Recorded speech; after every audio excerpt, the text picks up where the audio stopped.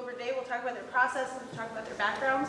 I am going to open up the floor for questions, any kind of discussion, but that'll actually be at the end. So if you guys don't mind, if you have a question, please keep it in mind. We'll save it till the end. And other than that, I think we're about to start. So welcome. My name is Yessica Torres, for those who don't know me, and this is H Gallery and Studios, and we're here today to talk about BIOTIC. And BIOTIC was originally, the concept behind it was to originally be a nature show. We thought we're going to have this great nature show, and it really sort of transcended into more of organic and something having to do with energy, and it ended up being this really light, bright, white show. And the artists that we have today were chosen specifically for the works that they have in, and we'll talk about those today. So first I want to introduce Matthew Floriani.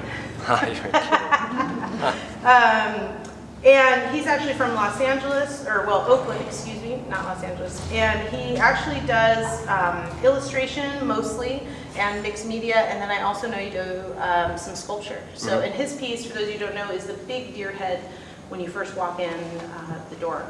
So can you mind telling us a little about yourself?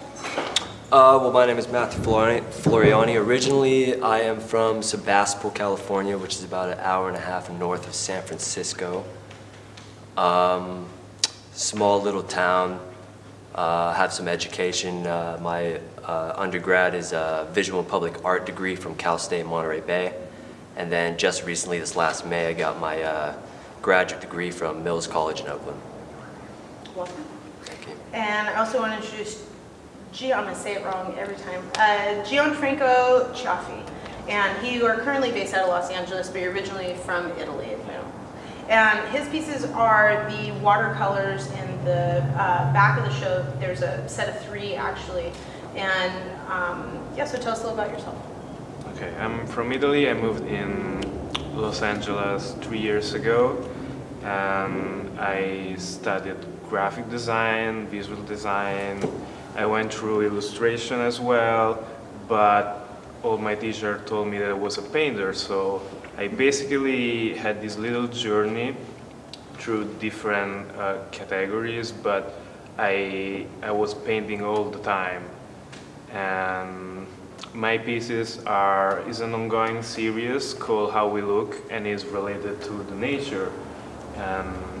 But actually the pieces are regarding the human being. And the human being and the nature are together all the time. So that's probably why they fit so well into the show. They are watercolor, and my first watercolor I made it was when I was like probably 5 years old. So that's about it. And on the end there, she wants to sit as far away from me as possible, it's okay. Now, is Madeline Walker, and originally, I actually thought you were coming out from Utah, but you live in the New York area now, but you've actually traveled, or lived, I should say, quite different places. So tell us about yourself. Yeah, I'm from Cincinnati, Ohio originally, so I'm a Midwesterner. And I moved to Kentucky when I was 13 years old, and I attended Northern Kentucky University and studied new media as an undergrad. So I was doing a lot more mixed media, video installation and sound was the program that was my emphasis essentially. And then for grad school, I actually studied sculpture. So towards the end of my undergrad, I began shifting. A lot of my animation became a lot more three-dimensional. And so I actually got my master's degree in sculpture at Utah State and just finished up this past May.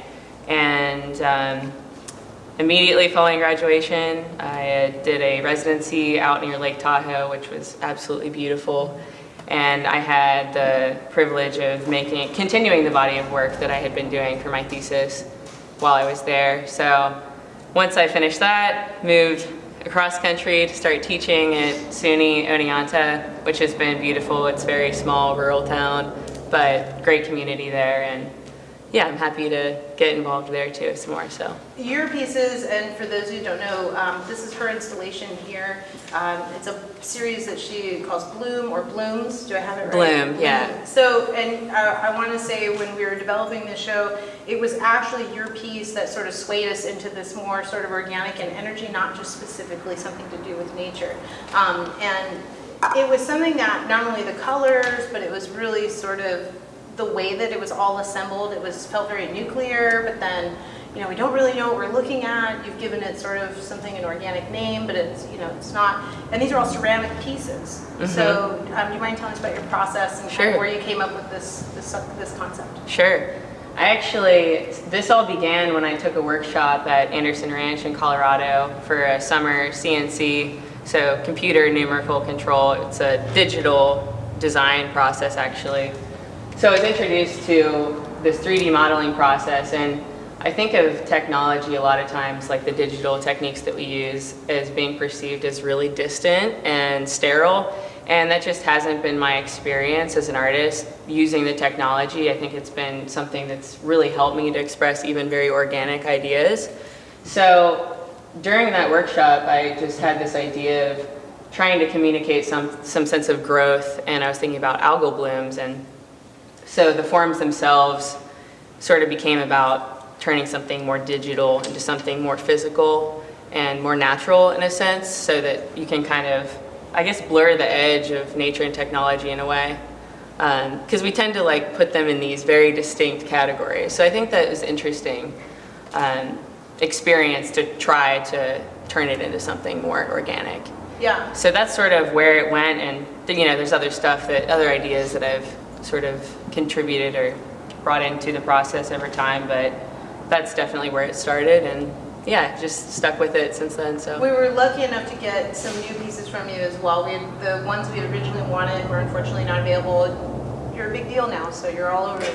Oh no, I don't know about that. Your pieces were spoken for at other galleries, and so we were lucky enough for you to actually create some original pieces for us.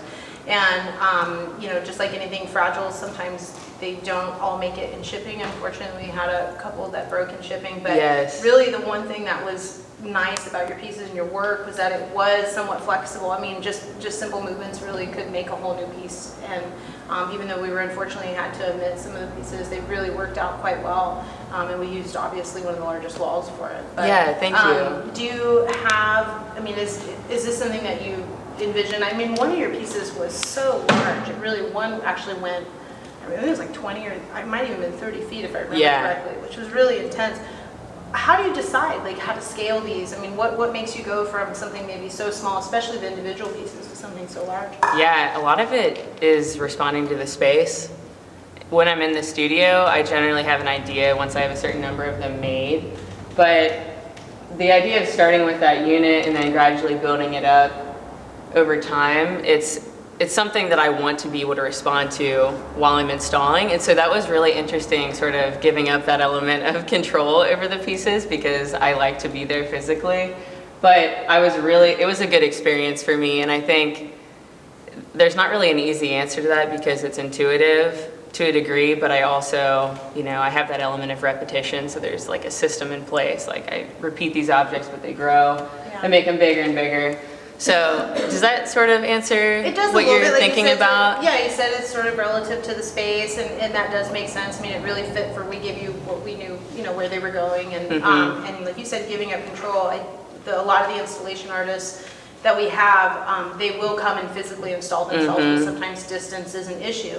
And in this particular case, we actually got maps. And so she, you know, spread out all her pieces, I'm assuming on the floor, a big table, and traced them and numbered them. So each one of those actually has an individual number on it, which, you know, it seems a little sort of manic, but it really is necessary to get the desired effect. It's something that can be repeated over and over again. Definitely. And it was something, the install went very smoothly. We were able to, we put the map on the wall, we taped it to where it was going to go, and drilled right through the paper.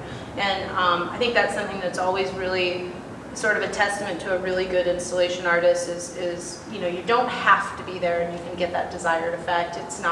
It is your vision, but you're able to convey that to others, whether, you know, physically or verbally. So good. Yeah, I'm glad to hear that went smoothly. Oh yeah, absolutely. I want to talk to Matthew. So Matthew, your piece, which is the deer piece up front, has a very long title. I had to write it down because I couldn't remember it all. It's called, "I was thinking to myself if I could ever cry again." And if you look very closely within the deer, you'll see in the ears that is actually written over and over, and it's all very repetitive. And this is actually a part of a larger series that you're working on as well. Before I ask you about what that means and have you talk about it, I want to tell you a little bit, which is the piece itself was something that came very late for us. So it was quite a late entry as opposed to what we normally sort of work our shows around. You know, they're usually 3 or 4 months out when we see something we like as opposed to putting it in. And it was brought to my attention by the gallery manager, Cameron. He's like, you have to see this. This has to go in the show. It's going to fit. And I see it and I'm like, is that a hole in the piece? You know, I'm like, what is going on? There's a big hole in it. And while I visually like things that are very high impact, I'm also very conscious about how it has to be hung. And you know, as a gallery owner, you have to be aware of what you're going to get when it comes in. And Cameron's like, no, you got to see the whole series. You have to. So he shows me it, and I initially loved the color and I loved the size, and I like that you're including text and things. And when I got over the hole and I didn't understand it, when it finally arrived and we were able to hang it, it was something that it was so apparent that you knew what you were doing from the start. You know, and that was something that's very hard to convey. Sometimes it takes a while to sit with things. You know, we were able to sit with things here for anywhere to 6 to 8 weeks before we learned to love them. And your piece was something that was immediately just so striking. So I want to ask you about the title first, and then I'll let you go on from there. Well, these deer heads were kind of a series of masks, as I like to call them, and these masks are from a tragedy in my past that I've kind of relived during grad school, so the words are kind of hinting towards what that tragedy was. I'm not going to go into it. I'm not going to explain it, but those words are kind of hinting towards what the series is about, and it's kind of supposed to be, it's an autobiographical series, but it's supposed to kind of make or engage the audience in kind of asking questions or kind of creating a discussion around those words in a sense and what it could mean. Anyway, and so the masks are kind of these protections, right? I find masks to be very protective, almost like a shielded layer that you're hiding behind, not showing others what you might be thinking or feeling at that time. So that's where a lot of the graphic patterns come into play, a lot of like childhood textiles and things like that. My mom loved to decorate the house in like Southwestern style art, things like that. So that's kind of where I picked up the pattern, the rugs that she would buy, things like that. And then the dripping red, of course, is kind of supposed to be like this graphic, like blood or like these blood sweating tears kind of thing. Which is what sold me. I want you to know something that. Oh, great. I'm very. I mean, as a curator, I look for things that are sometimes unsettling or off-putting. That's my personal style. So that was something that where maybe where I love the high impact and I love the color. Even if I wasn't sure what was going on yet, I knew that was an element that I loved, and it was something that when it came in, it did not disappoint. So I mean, I think you being very aware of that, is it. I mean, it worked. It worked out really well. Thank you. You're welcome. I wanted to touch on the fact you're also a sculptor as well. You do installation and sculpture, and you really have a lot of the same elements you use in illustration and your mixed media into the sculpture. Have you, and this is just kind of more for me than anybody else. Hello there. So I wanted to know if those pieces, if you have sculpture that also ties in with that. I mean, are you making big masks? Are you making big sets, or is it something that's a series on its own? Not currently. The masks themselves are a series of their own as paintings, illustrations, drawings. But with that, I think there's the other element of my installations, which has a lot to do with home, and it's this idea of feeling comfortable rather than the physical being of a home. So I mean, that's kind of where I tie the two in together. I think the mask, like I said, is kind of this protective facade, shielding us from what we don't want to show, maybe. And I think the house is kind of a very similar object where we're there to hide, we're there to feel comfortable, to be ourselves. So well, I want to move on to Gianfranco. We're back to you Here you go. His pieces were a set of 3. I know he touched on it earlier, and they're a set of 3 in the back. And what was nice about your piece, which is a little refreshing, is I never get watercolored. I mean, I rarely. You know, there might be watercolor elements that are kind of factored in to some pieces in mixed media that I get, but I rarely get a pure watercolor that is visually striking, but also interesting. Sometimes watercolor just, it doesn't have a feeling that resonates what we do in a contemporary space. And you changed that. It was out, you know, we saw 1, we knew we were going to get it, we just didn't know how many we were going to get. We finally were able to go through the rest of the entries, and we knew we had to have as many as we could fit, so we settled on, you know, the 3 that we did. Your pieces specifically, I would say, had a more, even though they're not literal, they have a very emotional feeling to them. And it's something that you don't even realize what you're looking at because they're not truly figurative or they're not truly abstract. But almost everyone that has come in, you know, they just sit and they stare and they go back and they go to one and then they go to the other. And it's something that is a little entrancing, but it is very emotional. And so I just want to know where the series came from and basically, like he was saying, there's portrait and self-portrait, and that's the thing. Try to cancel the mask and start to look inside.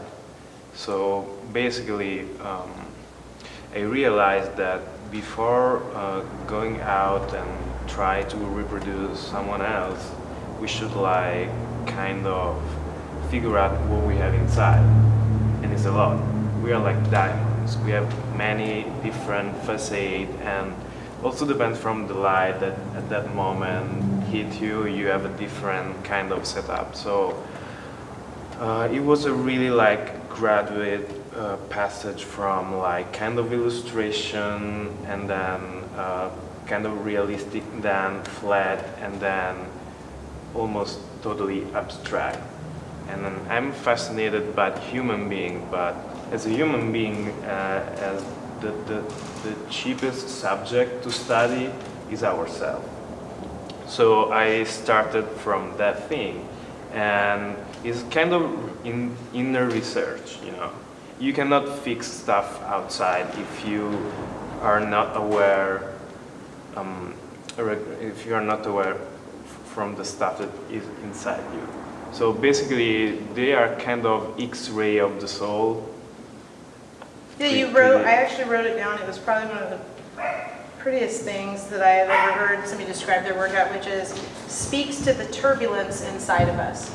And so it was, maybe I read it first and that's why I had the emotional attachment, but it was something that you almost feel like you're looking inside. They are kind of delicate because watercolor is kind of a really nice and delicate media, but then you can feel that there is this vibration kind of obscure, and the beauty of it that you can go and look in the mirror day by day and you see a different person, but you are still yourself. So it's kind of a challenge to you know, try to upset what we are, and I try to translate these feelings, this emotion on the paper, and I work in this way. Sometimes I focus on a feeling that could be like sadness or happiness, doesn't really matter, and try to crystallize this moment and put it on the paper. But if I do that like 15 minutes later, it's completely different. So it's a really like kind of rush the whole process in this exactly segment. Where does the design element come in? And this is something I've noticed with you, which is one of the reasons why I liked the watercolors so much, was you really thought about the presentation, the all-white background, the white frames. There is a very, very high-end design element to the work, which again is not common with watercolors. You don't get a lot of that. And I feel like you've really thought out, you know, yes, you're looking on the inside and you have the emotional attachment, but you're looking at the bigger picture.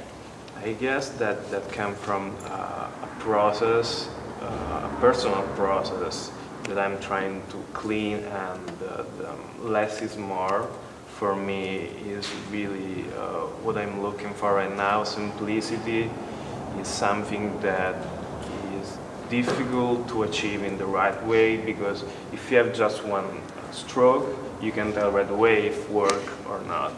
So, and again, it's a dual, perception of the physical thing. It's not just the piece on the paper. As a graphic designer and art director, I like the whole experience. It's like a package that you get from the thing. Obviously, if the artwork inside is not that great, doesn't really matter, but it's a little plus that I like to. I'm pretty maniacal with the white and everything, so I'm glad that worked. Oh, it does. I mean, it really does. I also wanted to touch on the fact that this is a larger series for you. How big is the series? Oh, it's an ongoing series. It's like 3 years that I keep going in this direction. I have several self-portrait and portrait of my wife and some friends, because I need to know the person. It's really an emotional thing. It's not like a portrait. It's not just technique. I need to have a connection with this person. Also, if I speak with him a few minutes, it's enough to understand, it's a kind of aura that I try to catch. And I guess the shade of the watercolors help to translate this the diversity of the feelings that everyone has. How long are you, is this something you're going to continue to do, or do you have something else that you're working on simultaneously? I have another ongoing series called Guardian Knot, that basically the same thing, trying to solve the inner knot that we have, but it's more obscure, is more raw, and mostly I'm using still a liquid media that is sumi ink, but it's different. It's more based on black and white, maybe a little touch of red here and there. And has a whole different tone to it. Yeah, exactly. But I just got back from vacation, and I have the feeling to start working again on that thing. It's weird because you work on something. I mean, basically I am working on these two things. So yes, I don't want to say I want to stop one day, because it's different every time. I can do 10 pieces and they're going to be different. Yeah. So that's the... Well, it's interesting to me that you all sort of have, and it's just by talking, is you have something that you're working on for a very extended period of time, and it grows and grows, rather than a lot of artists that, somebody's come, I mean, they work on something, they're done, they move on to the next, done, and move on to the next. And you guys, yeah, it's always improving or it's always moving forward, but it really is just this long extension of sort of the same thing, whether it's a traumatic experience, whether it's your inner self, or whether it's you're trying to translate from digital, to physical. But it is interesting that you all kind of have this. It's a very long process. Matthew? What do you think is next for you? I do not know what is next, but I am doing a mural in Oakland, California. That's my, as I had claimed, my undergrad is in visual and public art, which I have an emphasis in mural painting. So that's one of the reasons why I try to make my pieces as big as possible. In other words, I'm just trying to push my mural abilities out there, and do more of that in the Bay Area, and then. So you're working more on public space right now. Are you still continuing with the mass series, or is that something that's done? Oh, it's ongoing. It's getting smaller actually currently. My studio space is smaller than it used to be, so I have to kind of work at that scale. But yeah, I think it's going to always continue and always going to develop. I think the main goal in my art career currently is explorations and experience. So I'm just trying to do kind of different things at the same time, and still developing. I mean, what you claimed was this, I'm really trying to develop what I'm trying to say with this mask series, and actually be able to explain that. Yeah. So I think there's a lot of open gaps. Sometimes it's not necessarily negative, and only as an individual artist would you be able to fill those in as time goes on. But sometimes having those questions is actually it will make you sort of continue to work. Right. But I did know with your piece, when people come in, it was one of the first things they asked me was, what does this mean? And I was, what do you think it means? You know, it's Well, always, you haven't yeah. always turned around on them, and you know, the repetitiveness and that, again, slightly manic behavior is something that is so unique to every artist. But it really, in my opinion, it adds the value to the piece. You know, it's something that is, not everyone's going to do it. Not everyone, you know, someone can draw a deer head and maybe make it a little bloody, but really no one else is going to have this, you know. And that's something I really love about your piece too, is that I know I'm not going to see it again, and that's always really special. Yeah, so good job. Yeah, thank you very much. Appreciate it. Madeline, where do you see yourself going next? I plan to be in New York for a few years, physically, in terms of where my career is headed next. I'm hoping to work towards some more solo exhibitions. Currently, that's what I'm doing, actually. I work part-time at the State University, so the nice thing about that is I have half the day, or half the week, really, to be in my studio. So I have a new home studio, which I'm really loving. And this summer, in May, I'm going to the Vermont Studio Center for a month to do a month-long residency. So I'm really looking forward to that because I've heard great things about it. So. And do you have a kiln at home? At home or at the school? No, at the school. Yeah. And I'm looking for a new scut currently. So I'm probably going to get one within the next couple months. So. But yeah, there's lots of good community resources I'm using currently to fire the work. I'm fascinated by your process. It's something that, because what you're doing is technically very repetitive. I mean, you're making little balls, right? Some have clusters, there's 2, 3, maybe. I did notice with this piece specifically, and this is a newer one they did with the sort of the giant cluster. But these little balls over and over and over again. You know, and that's really magical for me, because you've taken something so monotonous in a way, if we just look at the assembly line, and you've turned it into something completely unique.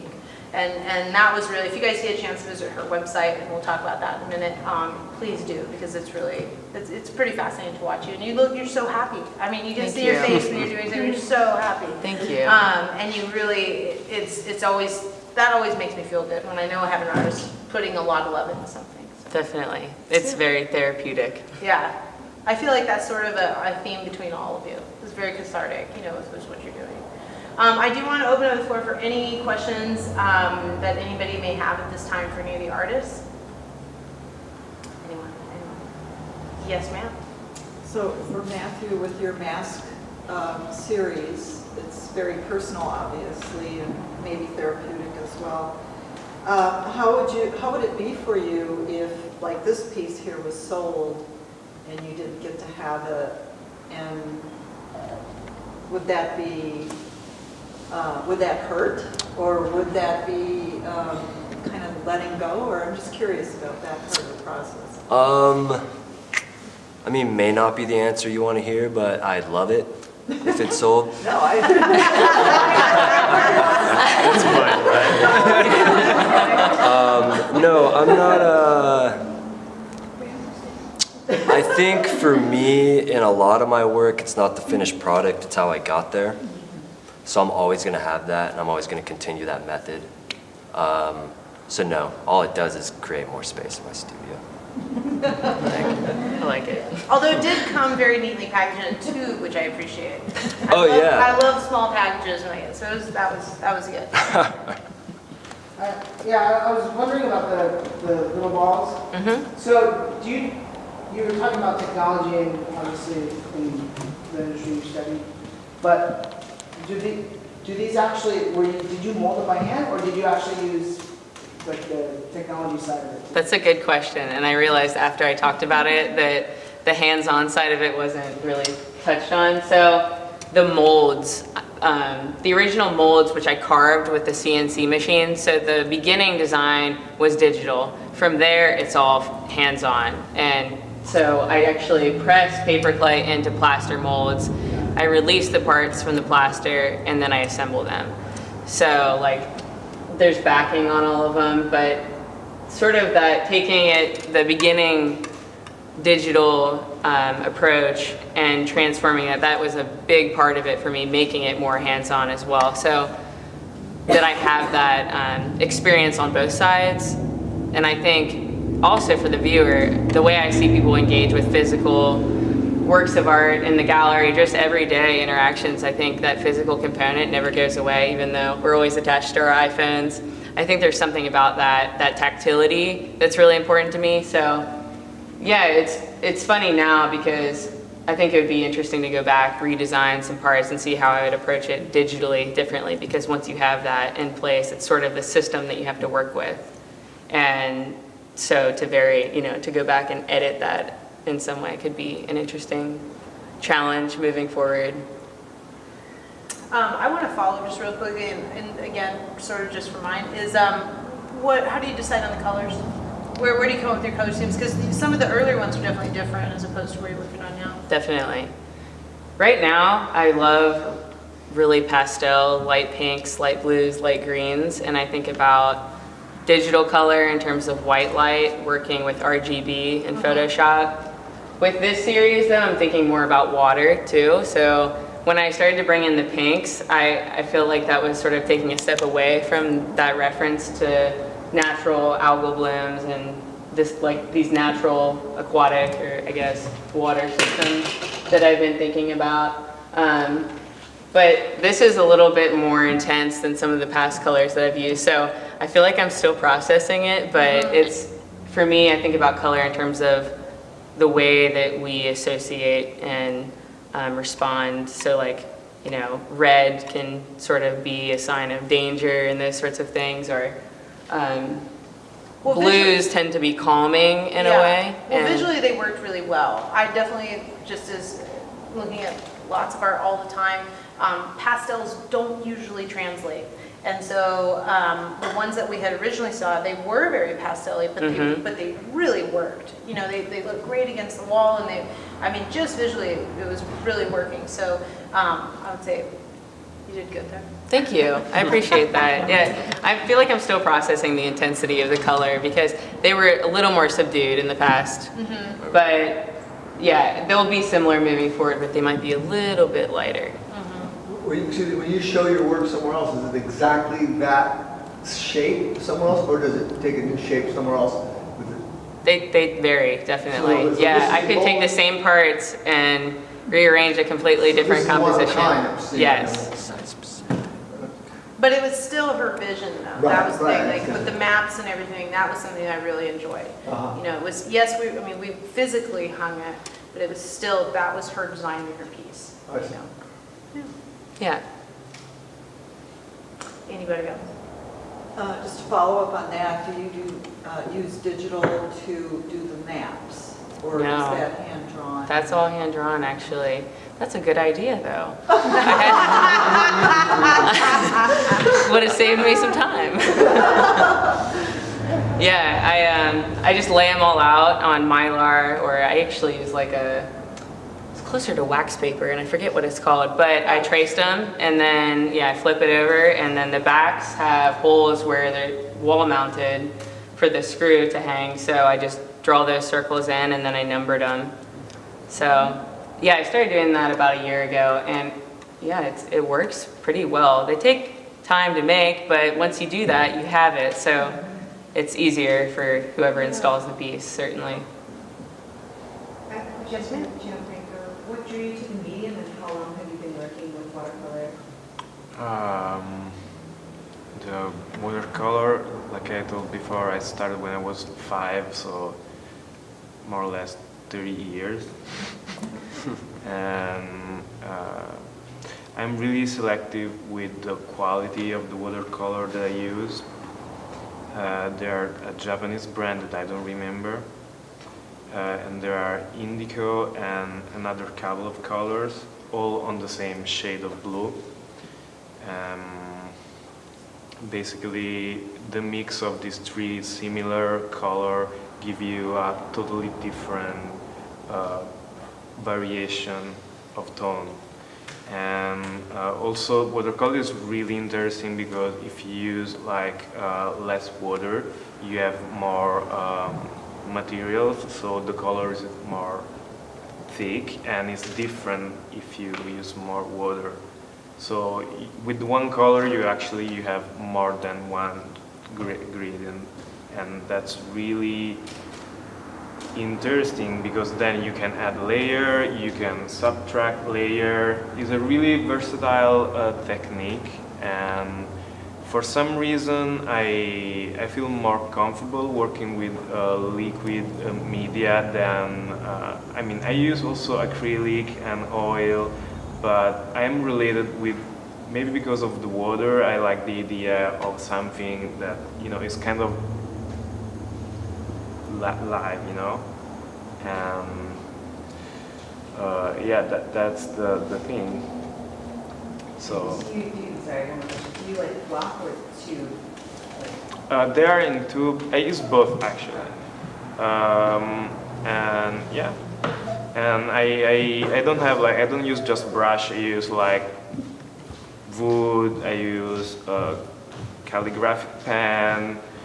Everything that came to me and have a story. I even use like old cook tools and everything without, you know, segregating just to brush. I have also expensive brush, you know, the Chinese calligraphy brush, but everything that speak with me, I try to translate and put on the paper, and yeah, that's it.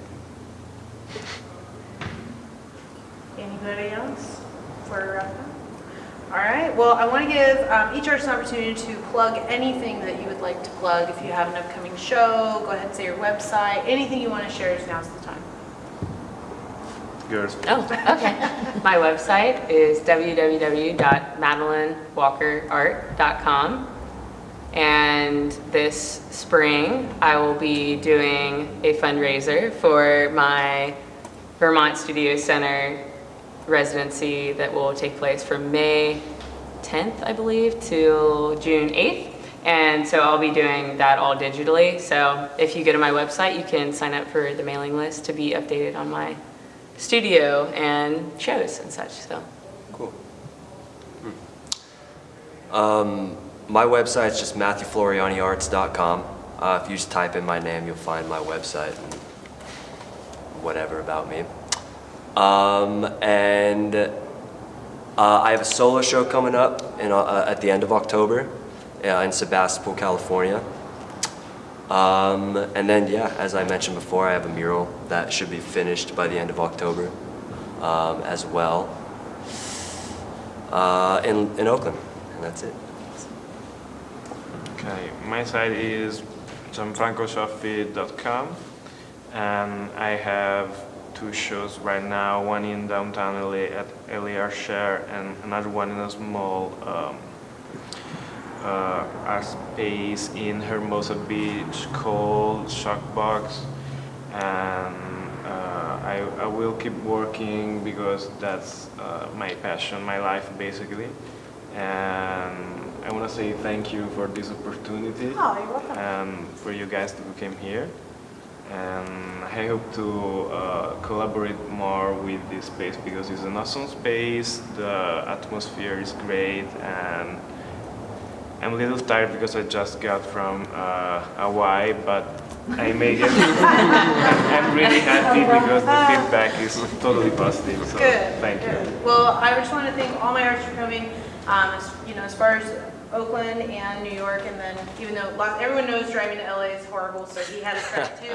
I also